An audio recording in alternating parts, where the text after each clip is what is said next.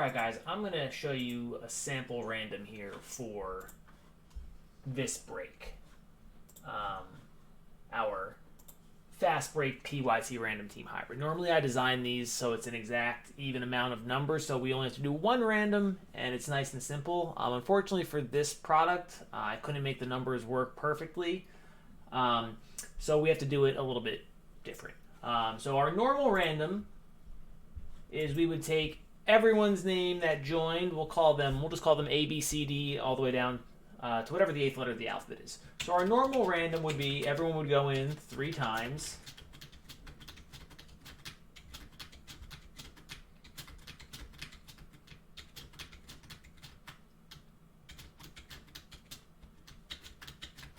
I think it's H is going to be our last letter, right? 1, 2, 3.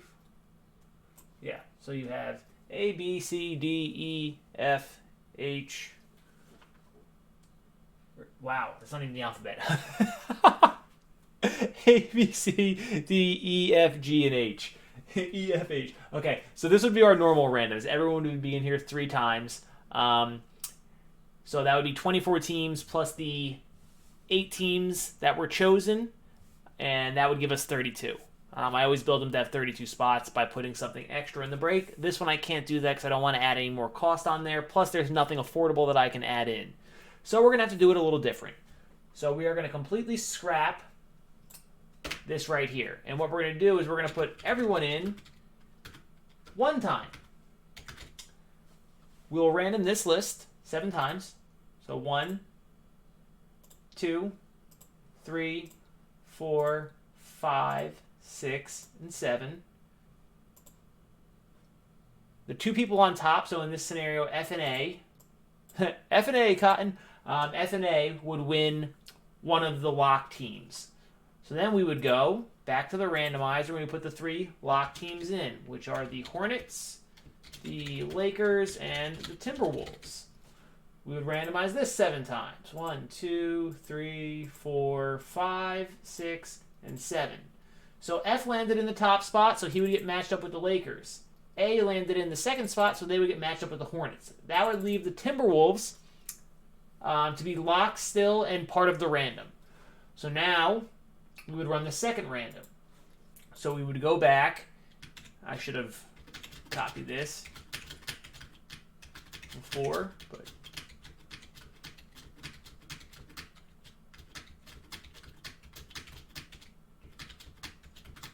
so now we're going to take out 1 spot for spot A because they won one of the lock teams. And then 1 of the spots for F since they also won one of the lock teams. So spots A and F, instead of normally getting 4 teams since they won one of the 3 really big teams, are now only going to get 3 teams in the break instead of 4. So the reason that I did it this way is even though that they only have 2 spots now in the random instead of the 3 that they would have had, they can still hit the other lock team. They still have a chance to hit the Timberwolves. So they can wind up with their chosen team, a lock team, and the Timberwolves, which is awesome. Sorry, I said we have to take out 1. We have to take out 2 of each of them. So they only have 1 spot here left in the random. Their 2 teams are the team that they picked, the lock team that they just hit, and now this last one here.